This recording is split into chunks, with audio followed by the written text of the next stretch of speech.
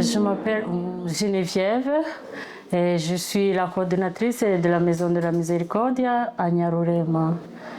Et la Maison de la Miséricordia, c'est un centre qui accueille les personnes vivant qui ont la maladie du sida, surtout les enfants, mais sans oublier aussi les adultes.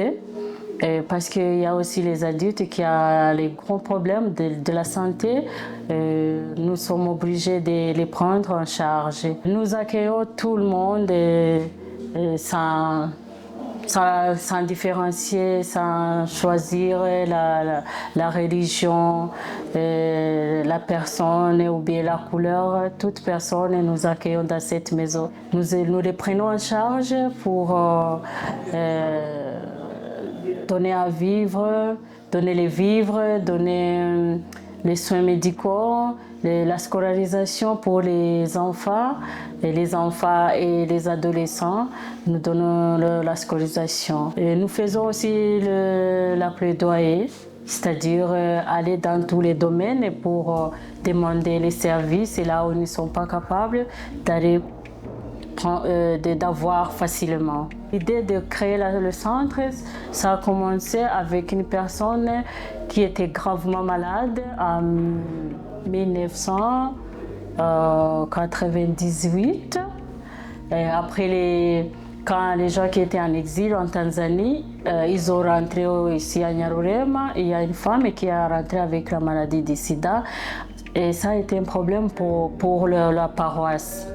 Pour la paroisse et pour les chrétiens et pour les sœurs qui vivaient à la paroisse avec les prêtres. Et ça a été un problème parce que la femme était gravement malade, elle avait toutes les maladies et les gens ils avaient peur de le prendre en charge. Et après sa mort, c'est là où l'idée de créer ce centre est sortie. Et l'idée ça a commencé dans les têtes des chrétiens et les sœurs, après, Don Silvio a cherché à collecter tous les moyens pour construire et pour faire vivre ces personnes qui devaient venir coucher ici, pour les nourrir, pour les faire soigner et ceux qui devaient mourir aussi devaient mourir avec dignité, avec humanisme. Oui, parce qu'à cette époque, il y avait beaucoup de stigmatisation. Bon, le centre a commencé en 2002, ça a commencé en 2002. On a vu la première personne en 1988, mais on a commencé à accueillir les personnes en 2002. Moi, je suis arrivée ici après parce qu'on voyait que ils font l'amélioration dans des activités de s'occuper des personnes. Comme j'avais une expérience de travailler avec les personnes qui ont le sida, parce que j'ai travaillé dans un projet dans un ONG américain, là aussi je m'occupais des personnes malades du sida. Alors, comme je suis de Nyarurema, dont Silvio et la paroisse, ils savaient que je suis là, que j'ai l'expérience, ils m'ont invité, ils m'ont demandé de venir travailler avec eux. C'est pour ça que je suis venue. Je suis arrivée ici en avril 2010. Depuis avril 2010, je travaille ici. Comme je te disais, il y avait la stigmatisation, c'est-à-dire les gens ne connaissaient pas bien la maladie. Quand ils voyaient quelqu'un qui a tombé malade, c'est-à-dire qui n'a pas d'immunité. Quand une personne n'a pas d'immunité, il a beaucoup de maladies de la peau, les plaies dans la bouche, la diarrhée, beaucoup de problèmes. Alors ces gens-là, on les mettait à côté, dans leur maison à côté, les maisons de derrière de la grande maison. On cherche une petite maison, on le met là-bas pour qu'ils ne les contaminent pas, ils avaient peur. Alors ces gens-là, le centre partait les chercher pour les amener ici et s'occuper d'eux. Les autres personnes qui sont mises à côté, ce sont les enfants orphelins qui n'ont pas de parents mais qui sont nés avec le virus.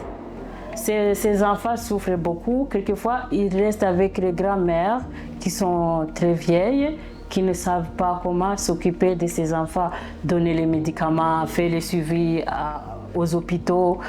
Ces personnes âgées, quelquefois, c'est un peu difficile. Hein? Alors, nous sommes obligés d'amener ces enfants pour leur donner la chance de grandir. Et les autres personnes qui ont les problèmes de mettre à côté, ce sont les gens qui ont le virus, mais qui ont d'autres problèmes comme les problèmes de santé mentale. Parce que nous en avons aussi, nous avons comme 3 personnes qui ont des problèmes de tête et qui prennent les médicaments. Ces gens-là, nous sommes obligés de les suivre côté médicaments du sida et côté médicaments mental.